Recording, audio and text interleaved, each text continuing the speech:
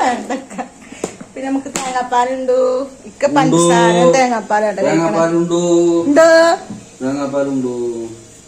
നമുക്ക് നല്ല മുളക് മെത്തല് കിട്ടിയിട്ടുണ്ട്. മെത്തല് ഗൈസ്.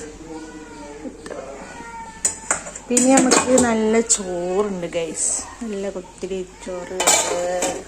പിടിക്കാനിതാ മീനുണ്ട്. മുമ്പ് കുറച്ച് ചമ്മന്തി ഉണ്ടാക്കി. ചമ്മന്തി കുറച്ച് വെള്ളമുണ്ട്. നാരങ്ങ ഈത്തപ്പഴം കൂടിയിട്ട് അച്ചാർ ഇതാ റെഡി ആയിട്ടുണ്ട്. ഇത് ഈത്തപ്പഴ അച്ചാർ ഇങ്ങനെ തന്നെ ഉണ്ടാകും. നല്ല വെള്ളം പോലെ ഒന്നും ആവില്ല. ഇതന്നെ അച്ചാർ വേണമെങ്കിൽ കുറച്ച് സ്വർഗ്ഗമൊക്കെ ഒഴിക്കാം. ഞങ്ങൾക്ക് ഇങ്ങനെ ഇഷ്ടം.